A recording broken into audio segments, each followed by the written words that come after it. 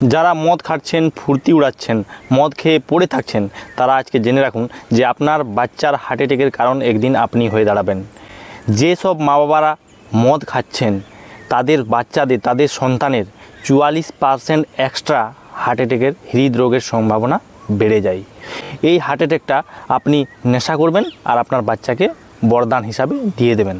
যার জন্য প্রত্যেকটা মা বাবার জেনে রাখা দরকার আছে যে মদ খাচ্ছেন মানে এইটুকু জেনে রাখুন, আপনি আজকে ফুর্তি করে এনজয় করে এখানে পড়ে থেকে এখানে নানা রকমের অপমান হয়ে জীবনটাকে পার করে দেবেন, কিন্তু আপনার বাচ্চার 44% এক্সট্রা আপনার হার্ট অ্যাটাকের সম্ভাবনা করে দিয়ে চলে যাচ্ছেন। তার মানে আপনি মদ খাচ্ছেন, আপনার ছেলেরও, সন্তানেরও ভবিষ্যৎ নষ্ট করছেন। তাই সতর্ক থাকবেন আর প্রত্যেকটা বাড়ির লোককে ভিডিওটা শেয়ার করবেন। প্রত্যেকটা মানুষই, মানে বেশিরভাগ মানুষই নেশা করেন।